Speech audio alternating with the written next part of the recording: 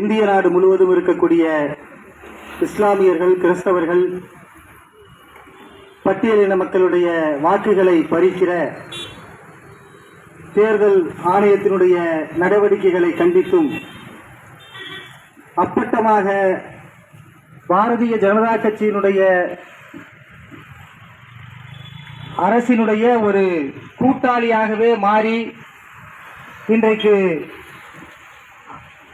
மக்களுடைய வாக்குரிமைகளை பறிக்கிற, வாக்கு திருட்டுக்கு துணை போகிற இந்த தேர்தல் ஆணையத்தினுடைய நடவடிக்கைகளை கண்டித்து நடைபெறக்கூடிய இந்த தொடர் முழக்க போராட்டத்தினுடைய தலைவர், தாயாண்மை உழவர் இயக்கத்தினுடைய தலைவர் பொறியாளர் ஐயா கோ திருநாவுக்கரசு அவர்களே, துவக்கி வைத்து உரை நிகழ்த்தி இருக்கிற அன்பிற்கினிய தோழர் காளியப்பன் அவர்களே, இந்த போராட்டத்திலே விளக்க உரை நிகழ்த்தி இருக்கிற உலக தமிழர் பேரமைப்பினுடைய ஐயனாபுரம் முருகேசன் அவர்களே, விடுதலை சிறுத்தைகள் கட்சியினுடைய மைய மாவட்ட செயலாளர் தோழர் கோ ஜெய்சங்கர் அவர்களே, மக்கள் விடுதலையினுடைய செயலாளர் அருணாச்சலம் அவர்களே, மார்க்சிஸ்ட் கம்யூனிஸ்ட் கட்சியினுடைய மாநகர செயலாளர் எம் வடிவேலன் அவர்களே, சமவெளி விவசாயிகள் இயக்கத்தினுடைய தலைவர் ஐயா சு பழனிதாசன் அவர்களே, இந்திய யூனியன் முஸ்லீம் லீக்கினுடைய மாவட்ட செயலாளர் அருமை தோழர் எஸ்.எம். ஜெயின்லாபுதீன் அவர்களே, மனிதநேய மக்கள் கட்சியினுடைய மாநில துணை பொதுச் செயலாளர் ஐயம் பாதுஷா அவர்களே, இந்த போராட்டத்திலே பங்கெடுத்திருக்கிற பல்வேறு அமைப்புகளை சார்ந்த அன்பிற்கினிய சகோதரர்களே, நிறைவு காப்பு இயக்கத்தினுடைய ஒருங்கிணைப்பாளர் வழக்கறிஞர் கென்னடி அவர்களே, இந்த போராட்டத்திலே பங்கெடுத்து காலை முதல் தங்களுடைய தொடர் முழக்கத்தை எழுப்பிக் கொண்டிருக்கிற அன்பிற்கினிய தோழர்களே, பெரியோர்களே, உங்கள் அத்தனை பேருக்கும் தமிழ்நாடு சிறுபான்மை மக்கள் நலக்குழுவினுடைய தமிழ் மாநில குழுவின் சார்பில் என்னுடைய பணிவான வணக்கத்தையும் வாழ்த்துக்களையும் முதலில் தெரிவித்துக் கொள்கிறேன். இந்த போராட்டத்தில் காலையிலிருந்தே இருக்கணும்னு தான் நினைச்சோம். அங்கங்கே சில முகாம்களை மக்களுக்கான சில ஏற்பாடுகளோடு அரசு இன்னைக்கு செஞ்சிட்டு இருக்காங்க. அந்த ஒரு முகாமில் கொஞ்ச நேரம் இருக்கிற மாதிரியான நிலைமை ஏற்பட்டுருச்சு. அதனால் இந்த போராட்டத்தில் காலையிலேருந்து இருக்க முடியல. நமக்கு தெரியும் ஏற்கனவே இது எப்போ வெளியில் வருது அப்படின்னு சொன்னால், பீகாரில் நடைபெற்றிருக்கக்கூடிய இந்த சிறப்பு தேர்தல் தீவிர வாக்கு திருத்தம் என்கிற முறையில் 65 லட்சம் பேர் விடுபட்டிருக்கிறாங்க. எனவே இது மோசடி மூலமாகத்தான் பீகாரில் நடைபெற்ற இந்த தேர்தல்களில் கடந்த காலத்திலேயும் பிஜேபி வெற்றி பெற்றிருக்கு அப்படிங்கிற முறையில் அடுத்து கர்நாடக மாநிலத்தில் ஒரு சட்டமன்ற தொகுதியில் கூட 1 லட்சம் பேர் வரைக்கும் இன்றைக்கு அவர்கள் வாக்கு திருட்டில் ஈடுபட்டிருக்கிறார்கள். யாரெல்லாம் எதிர்கட்சிக்கு வாக்களிப்பார்களோ அவர்களை நீக்குவது அப்படிங்கிற முறைக்கு அவங்க போயிட்டாங்க. இப்போ ஈஸியாக சிலது அவங்களால செய்ய முடியும். ஒன்று, ஒரு பகுதி இருக்குன்னு வச்சுக்கோங்க, இந்த இஸ்லாமியர்கள் பெயரும் தெரியும், இஸ்மாயில் அப்படின்னா அதை அப்படியே போட்டோம்னா வந்துடும், அப்படியே டெலீட் பண்ணிடலாம். இன்னொரு பக்கம் பார்த்தீங்கன்னா யாராவது கிறிஸ்டோபர் அப்படின்னு வருதுன்னு வச்சுக்கோங்க, அதை அப்படியே ஈஸியாக டெலீட் பண்ணிடலாம். அதே மாதிரி இந்த பகுதியில் எதிர்கட்சிக்கு கூடுதலான வாக்குகள் கிடைக்கும் அப்படின்னா அதை ஈஸியாக டெலீட் பண்ணிடலாம். இப்படியான பல நீக்கம் என்பதை ஈஸியாக பண்ண முடியும். ஏன்னா எல்லாமே சிஸ்டத்தில் இருக்குது.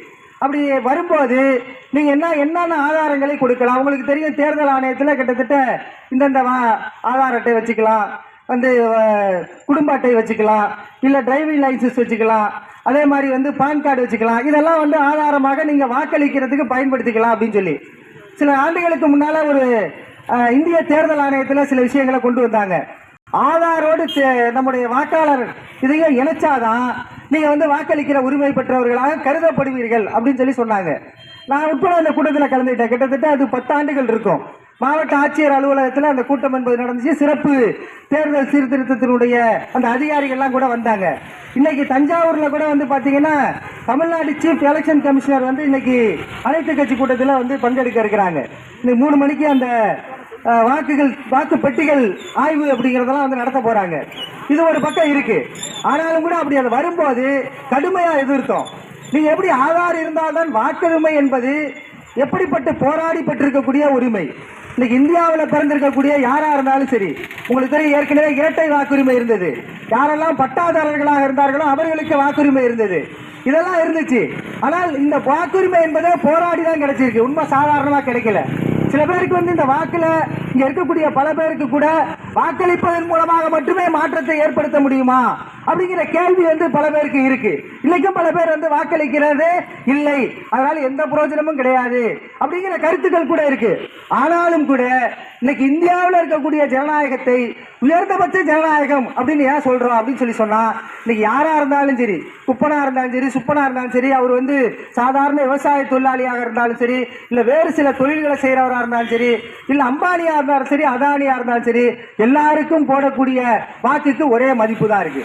ஆனா இந்தியா, அமெரிக்கா மாதிரி இருக்கக்கூடிய முதலாளித்துவ நாடுகளிலே கூட அப்படிப்பட்ட மதிப்பு என்பது கிடையாது.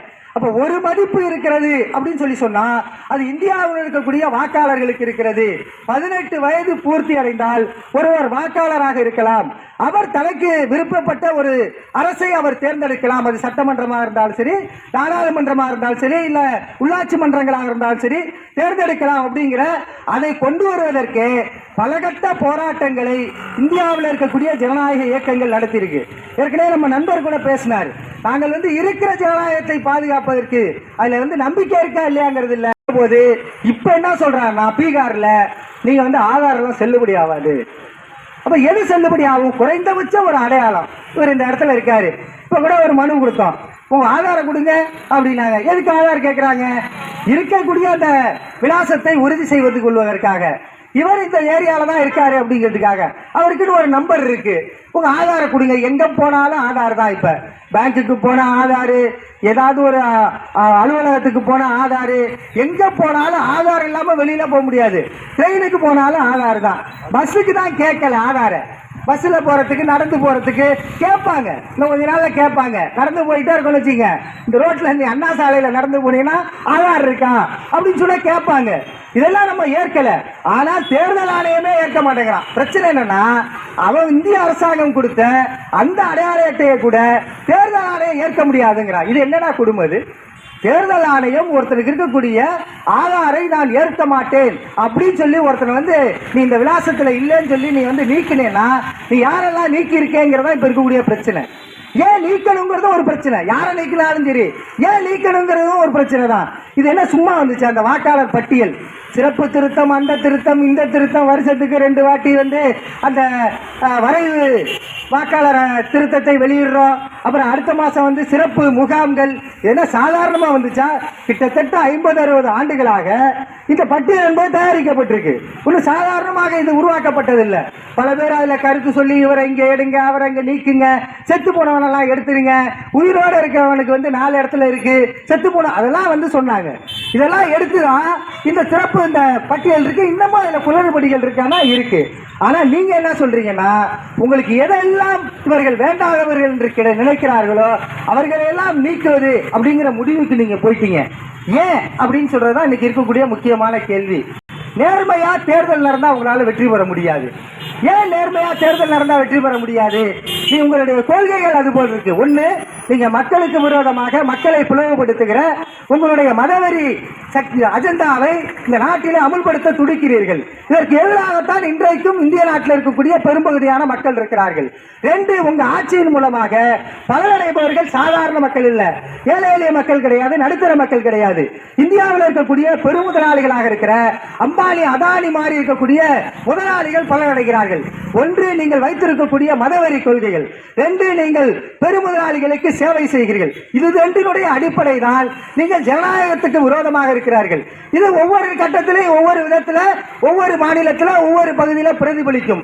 அப்படி பிரதிபலிக்கிற போது பெரும்பகுதியான உழைப்பாளி மக்கள் இன்றைக்கு எந்த மதத்தில் இருந்தாலும் சரி, அவன் இந்து மதத்தில் இருந்தாலும் சரி, கிறிஸ்தவ மதத்தில் இருந்தாலும் சரி, இஸ்லாத்தில் இருந்தாலும் சரி, எந்த மதத்தில் இருந்தாலும் சரி, பெரும்பகுதியான உழைப்பாளி மக்கள் இன்றைக்கு ஒவ்வொரு நாளும் தன்னுடைய வாழ்க்கையை நகர்த்துவதற்காக போராடி கொண்டிருக்கிறார்கள்.